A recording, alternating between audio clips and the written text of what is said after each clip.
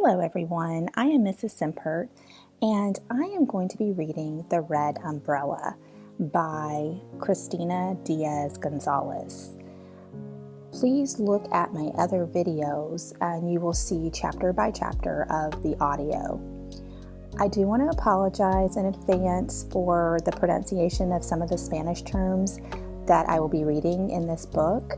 However, if you turn to the back of the book, there is a glossary to let you know the definitions of those words. Okay, and here we begin.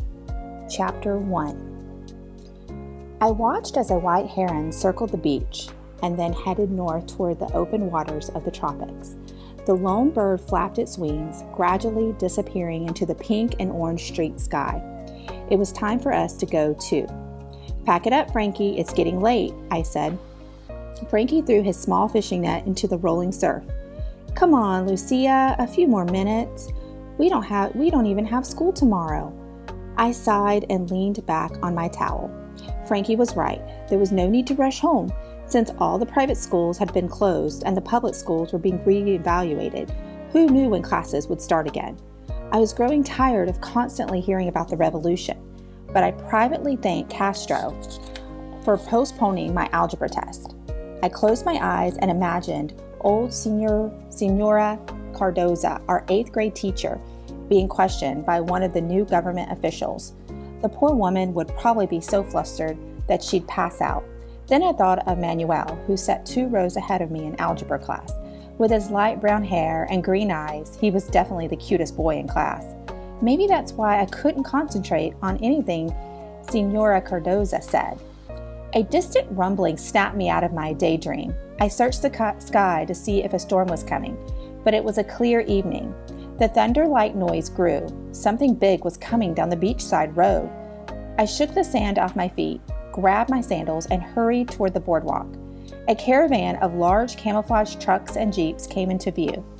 I half hid behind a coconut palm and watched as a truck after truck, filled with men wearing fatigues, roared past me.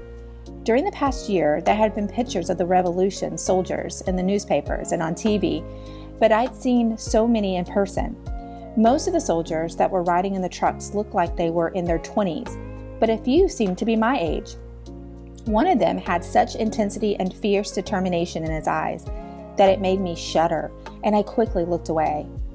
And then they were gone, leaving behind a cloud of sand and dust in the road. "Did you see that?" Frankie yelled from the water's edge.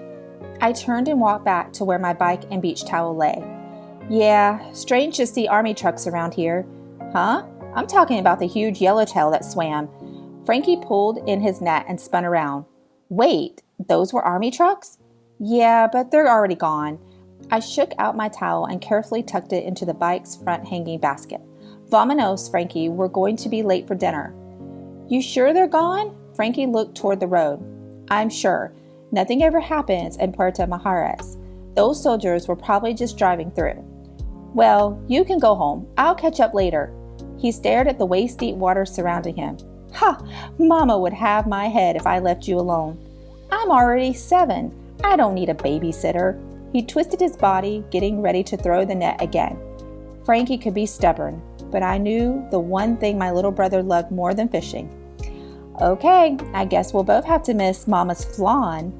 "Flan?" Frankie pulled at the net, already in midair, catching it with his left hand. "Why didn't you say that before?" He sprinted out of the water and hurried over to his bike. A sly smile crept onto his face. "Hey, Lucy," he said, and with one swift move, he snatched my towel and threw it as far as he could. "Race you home."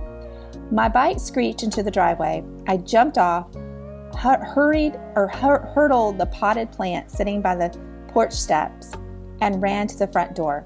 "Beat you again," I laughed, stumbling into the house. An eerie silence greeted me. "Mama? Papa?" I called out.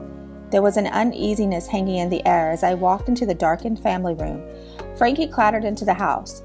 "You only won because I let you." "Shh, something's wrong," I whispered. "Kay?" "Not sure." I headed toward the dimly lit kitchen. My parents were sitting at the kitchen table, huddled around the radio, oblivious to the fact that the sun had set and most of the house was now dark and full of shadows. "Oh, hee-hoes, you're home. Mama immediately stood up, smoothed back her dark hair, and gave us quick kisses on the cheek. She signaled for Papa to turn down the radio. The voice of someone giving a speech was promptly silenced. "What's going on? Why is the house so dark?" I asked. Mama turned on some lights and took out the dinner plates. "Nothing's happened," Papa smiled, but the worried look in his eyes betrayed him. "Your mother and I just lost track of time listening to the radio. Did you have fun at the beach?" "It was okay, but I didn't catch anything. I did see this huge yellowtail about this big." Frankie opened his arms wide. Papa chuckled. "That big, huh? Probably more like this." He brought Frankie's arms together until they were about a foot apart. "Well, yeah, maybe." Frankie reached for the plate of sliced avocado. "Mama, do you need help with dinner?" I asked, peering over her shoulder to see what she was cooking. "No, it's just leftovers from yesterday." She turned as Frankie went for his second slice.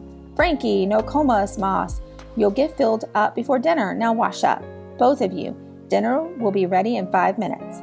"You made flan, right?" Frankie wiped his sticky hands on his shorts. "Oh, the flan. I forgot with everything."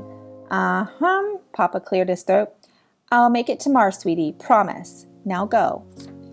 "Told you we shouldn't have left the beach," Frankie muttered as we stepped into the hallway. I ignored him and focused instead on the shouting coming from the kitchen radio. Mama had raised the volume the moment we'd left the room.